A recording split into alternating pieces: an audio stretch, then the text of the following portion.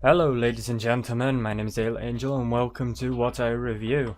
Been a while, since October, I think. Sidetracked. If you're not familiar with my What I Review series, basically I find new and interesting games that obviously either I find personally interesting or just people point out to me. Don't know, it can be anything. And obviously, as you can tell by name, is, I review them, critique them. Hello, it's in the name. Now today, what is it today? I think it's rather obvious. Today, it's what I review of Cubixx HD. Cubixx. It's like a fucking snake.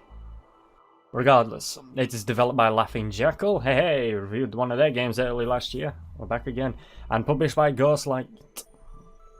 Now, of course, as I always say, this review is provided by a review copy. Thanks to Ross. Thank you very much for review copy.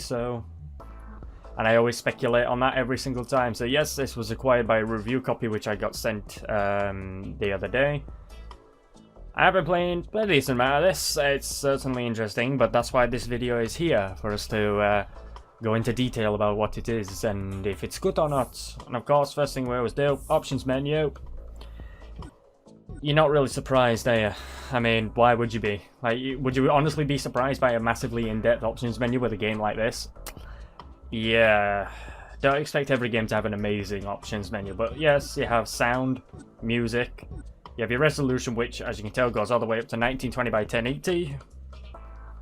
And of course, as always, I like to speculate on this every single time. Yes, I do every game in windowed mode. Yes, I always play it at 1366 by 768.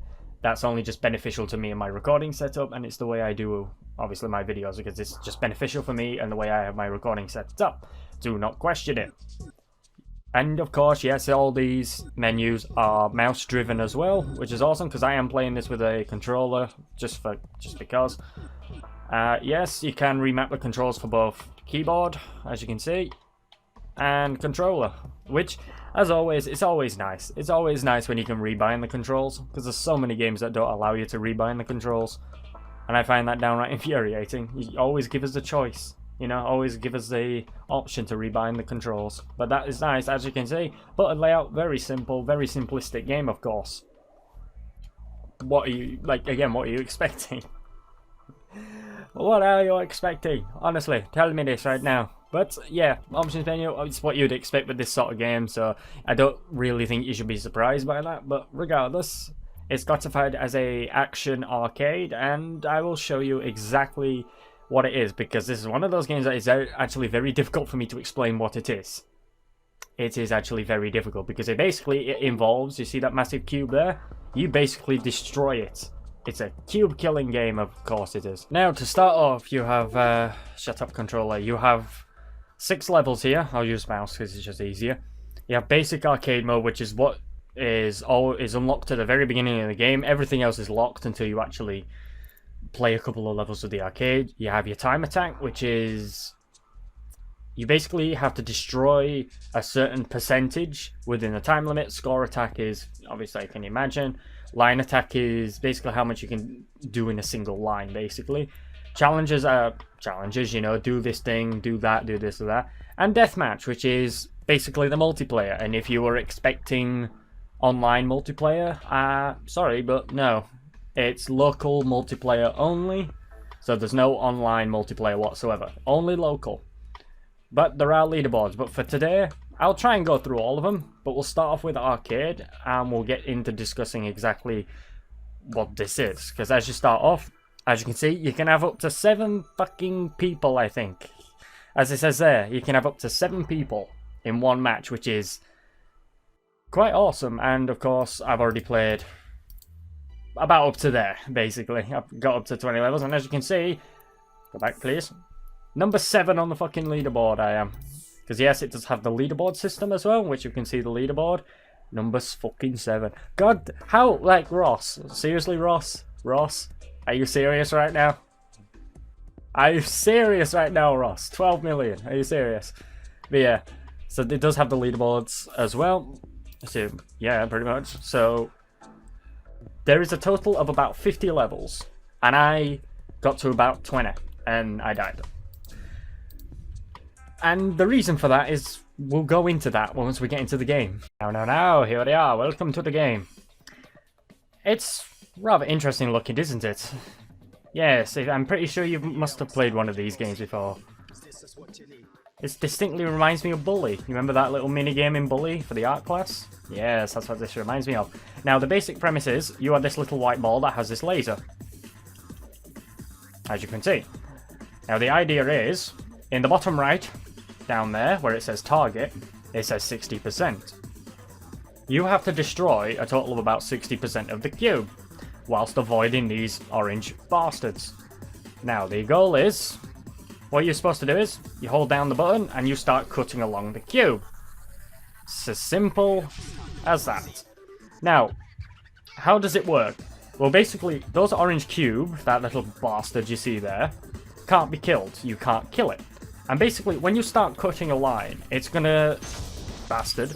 It will cut out the area on the other side of the line where the orange cube is not. So it's like, if I cut there, it's gonna get away from... It's gonna cut that section. I cut up here, it's gonna cut away that section.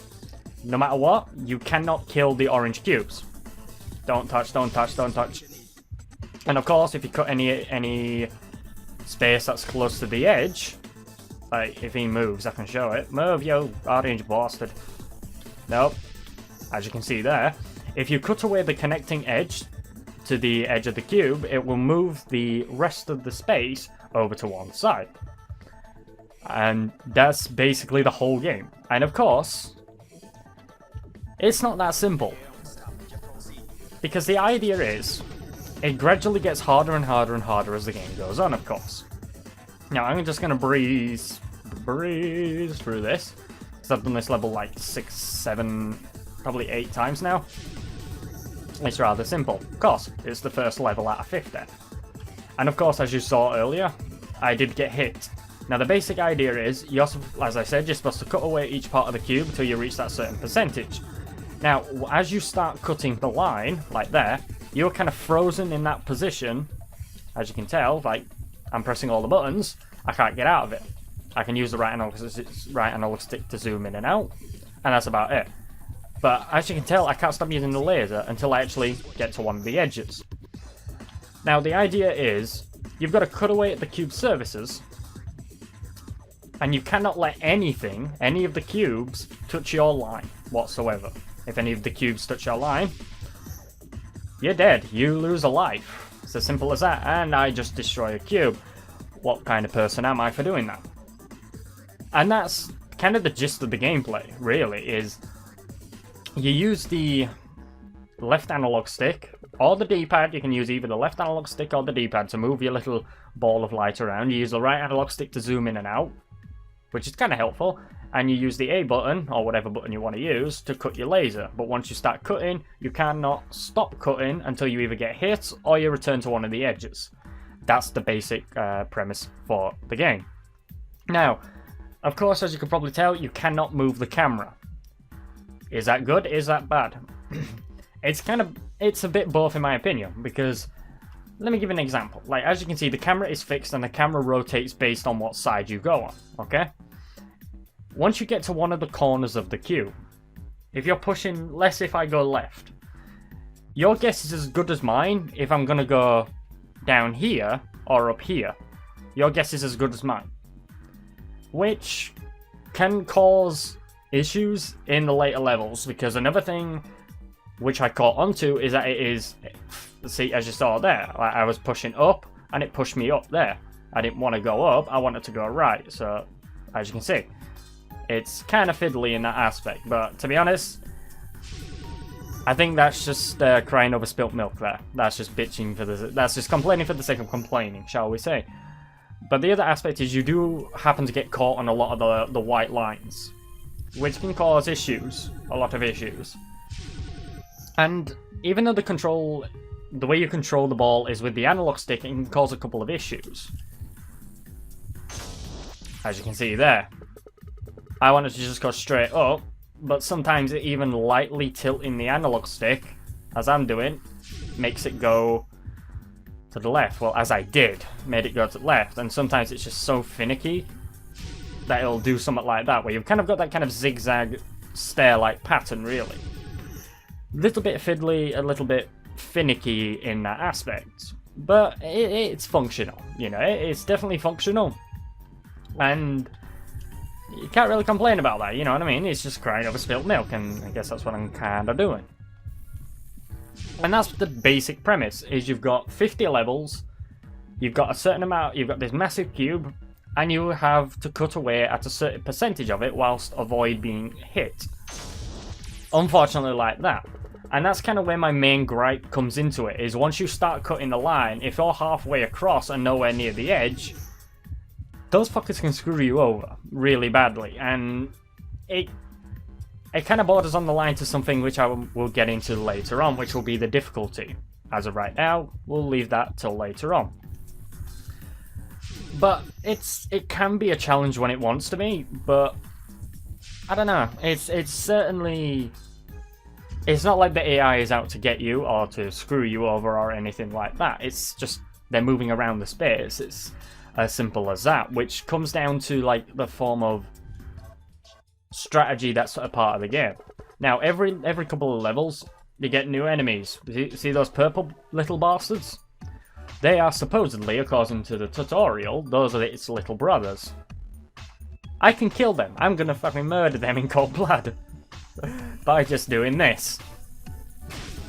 Ha. That's revenge for killing me earlier. I'll kill your little brother, you bastard. Don't take that out of context, please. So yes, as the levels progress onwards, you get newer and newer enemies appearing, to the point where it becomes an absolute clusterfuck of just enemies all over the place.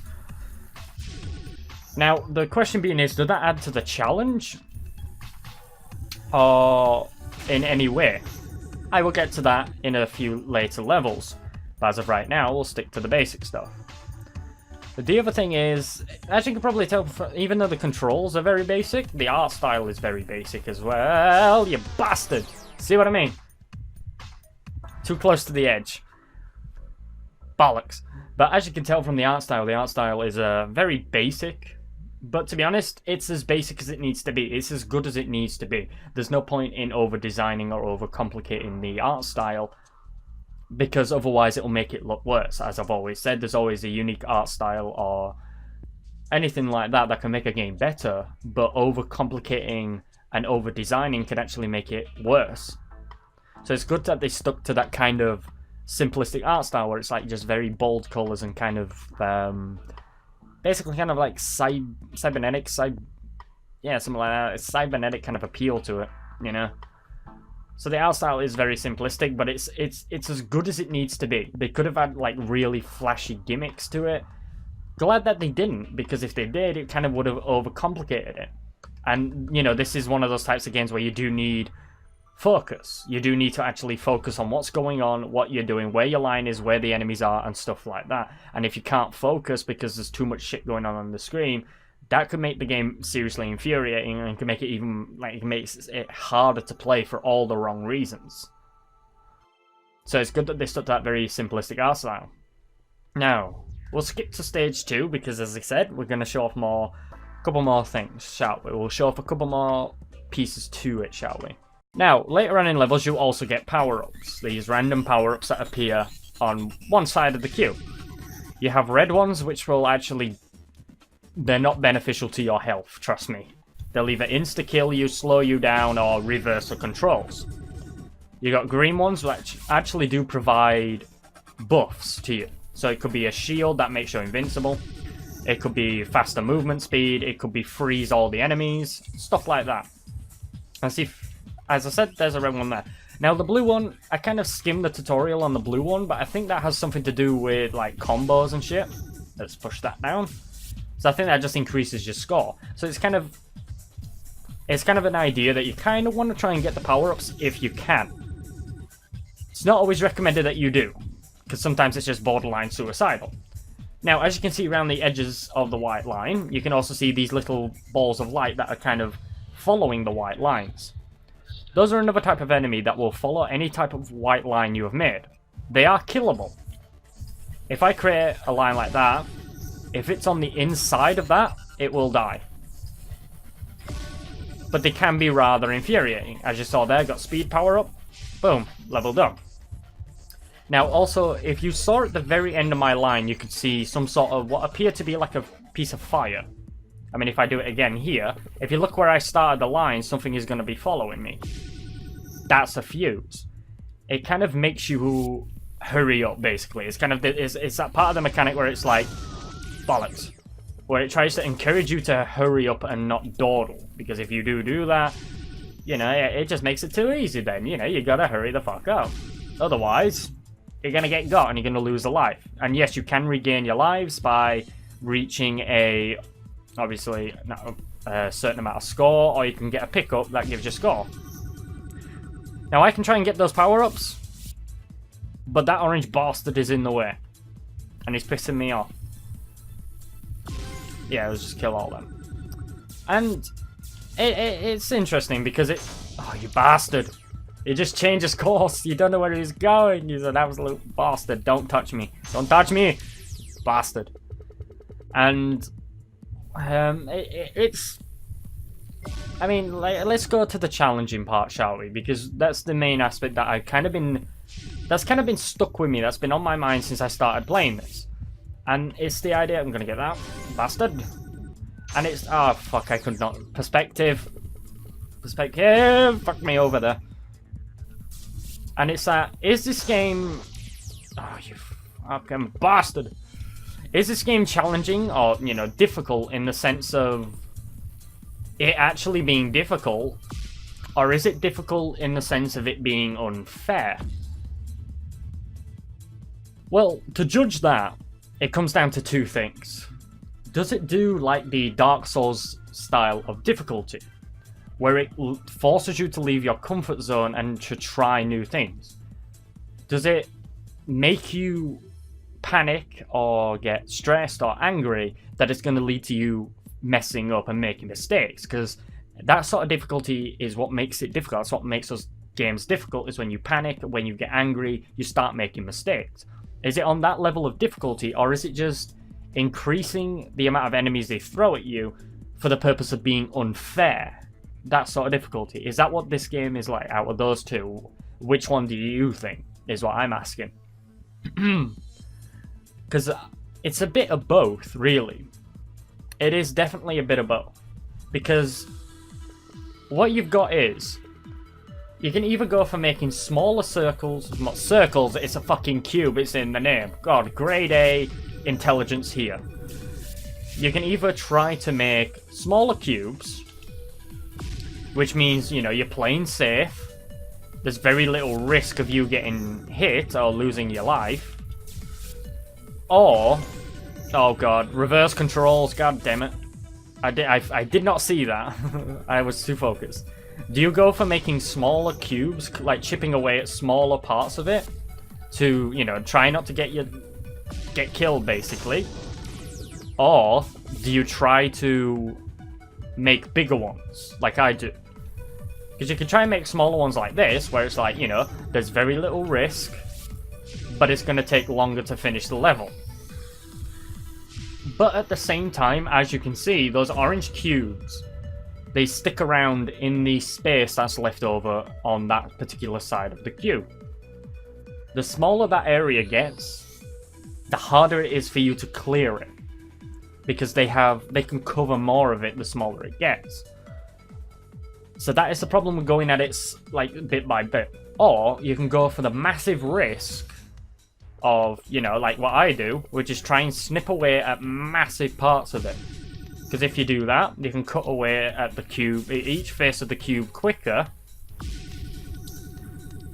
But there's more risk of getting hit because of your past lines or, you know, whatever.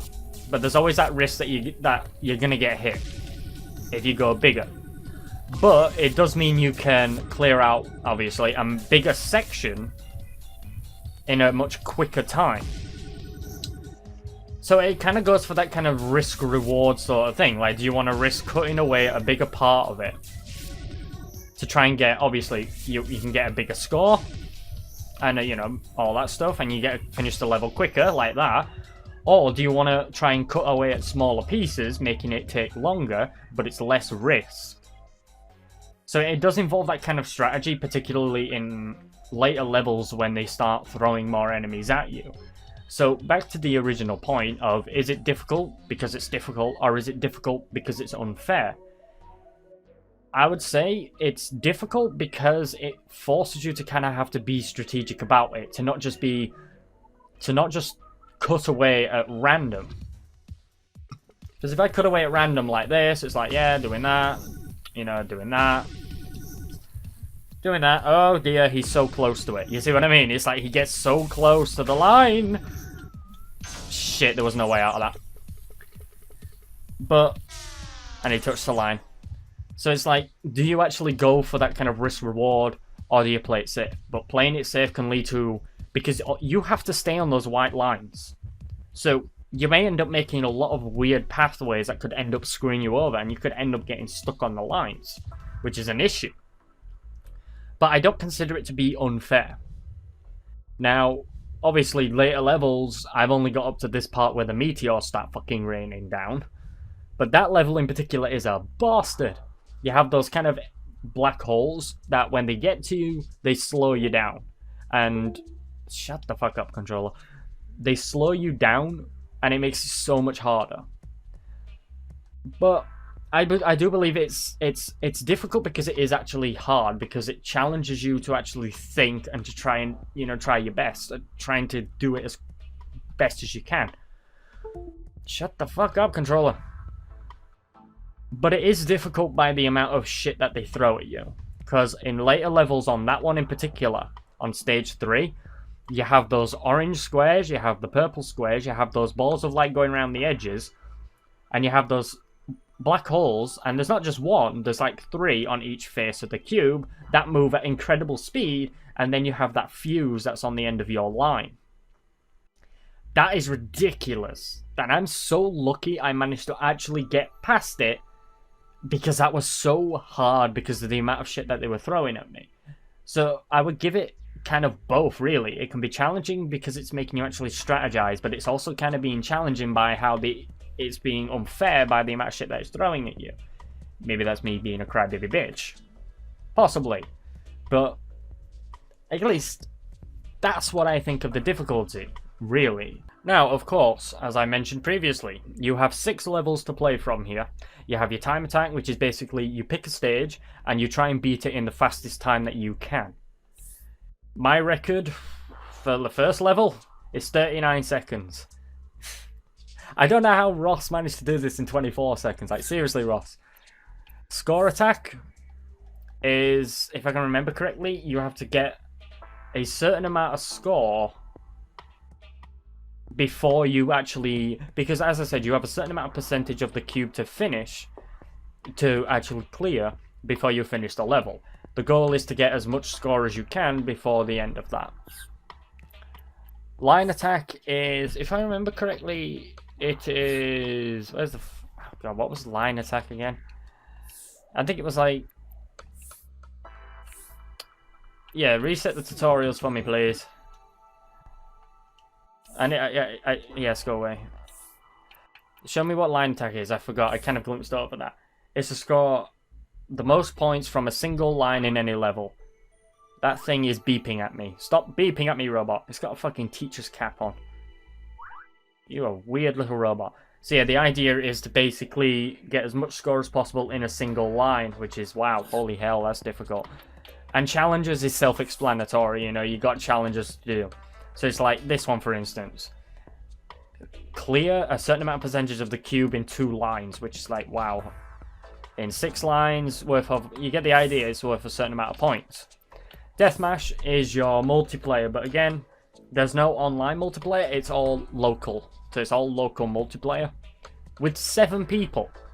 If you have that many ports, that many USB ports in your computer, fucking go for it. But it can support up to 7 people, which is interesting. 7 people on one machine, I've never seen that before. Like that particular thing. I wonder how that would work. Like, is that supposed to be like split screen? Like a 7-player split screen? Holy hell.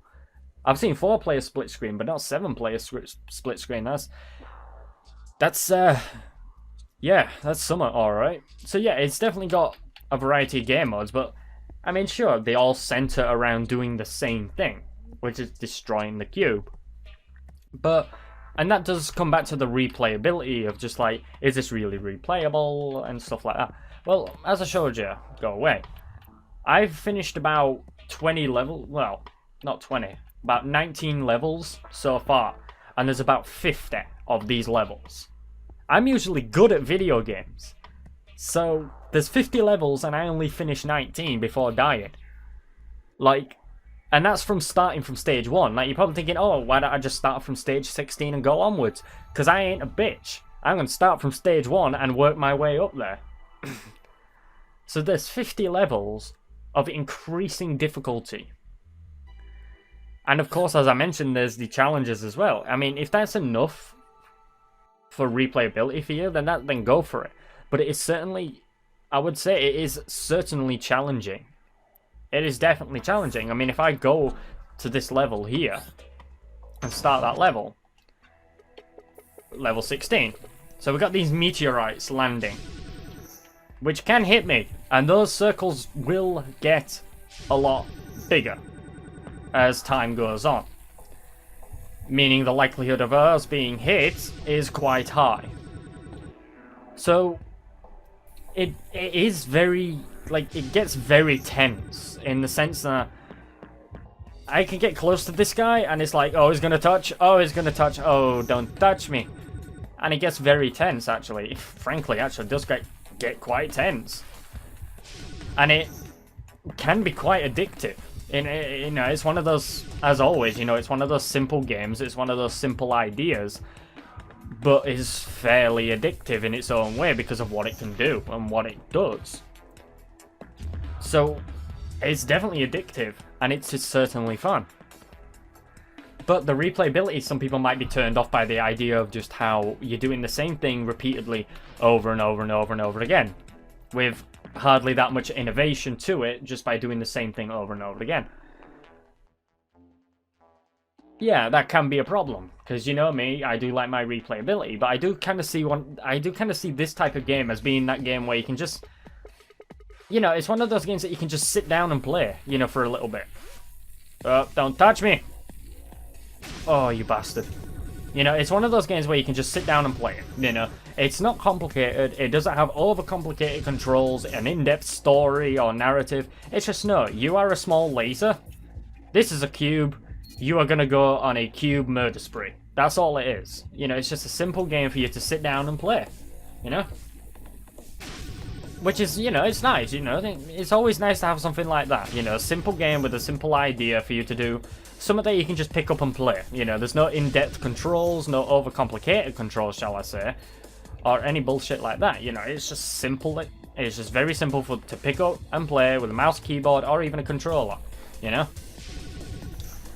But I do notice sometimes when I've played this over the past 24 hours, I swear there have been times when I've been killed, and I'm not quite certain what has killed me exactly. There have been times when I've been killed for just literally no reason, and I don't know.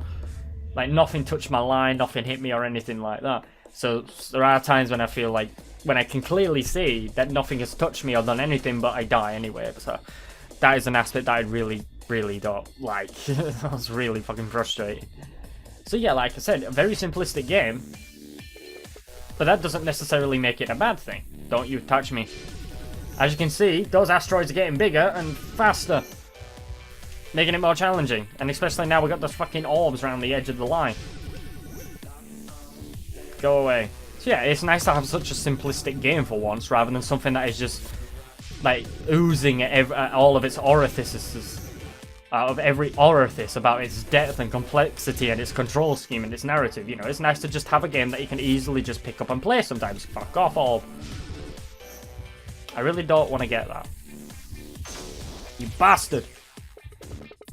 And of course, the last thing I'm going to discuss is this fucking soundtrack. It is amazing.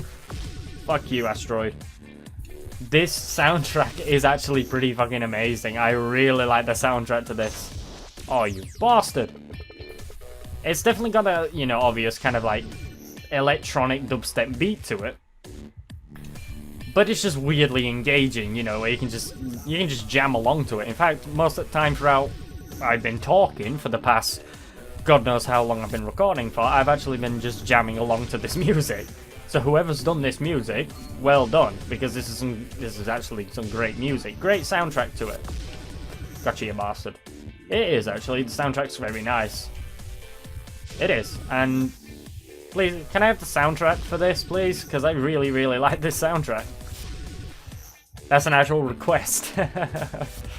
But yeah, I do find it to be quite enjoyable. Basic, very simplistic, but that is not always like necessarily a bad thing. You know, in it, you know what I mean? I think we'll leave it there. You know, that's not necessarily always a bad thing. I mean, we're in the same game industry where, you know, these overdeveloped, overhyped games get sold and they're just awful. Or like a game can sell 6 million copies and just be deemed a failure. And you get like simplistic games like these. You know, you get simplistic games like Cubixx HD, like Flame Over, and stuff like that, which are just so simple in their design, so easy to pick up, and weirdly addictive in their own unique way to play. And I think the industry does kind of need some more of that, like more games like this, where it's just simple, pick up, play, have fun, and, you know, be addictive, be challenging, but not in the unfair sense, be challenging in the sense that it actually challenges the player to go above and beyond what they're used to, because that's what a challenge is. But honestly, I do actually find this kind of enjoyable. Very addictive, can be infuriating. It has led to me, even earlier on today when I was playing it,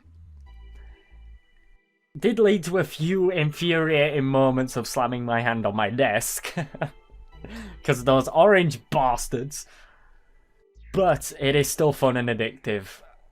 And challenging, both in the sense that it does challenge the player, and sometimes it can be a little bit unfair by what it throws at you. But it does, you know, does require a little bit of strategy and a little bit of thinking on your part. But in general, it's enjoyable. I do find it quite enjoyable. So there you have it, folks. Cubixx HD by Laughing Jackal and published by Ghostlight. It is out tomorrow, or shall I say Thursday, at 6 PM. Or shall I say midday for you Americans, or whatever time it is equivalent over there. And I don't know. Unfortunately though, I don't know the price of it. There's no price of it on Steam. There'll probably be a price of it. There'll probably be a price after it comes out. But as of right now, there's really no price. But I can certainly say, like, yeah, if you want something that you can just pick up and play, that isn't overcomplicated. You know, it's got a nice art style, nice simplistic art style, easy controls, something you can pick up and play that's rather addictive. There you go. You got Cubixx HD. And it's as simple as that. But regardless, thank you very much for watching. I've been whoever the fuck I've been. This has been Cube Murder Simulator.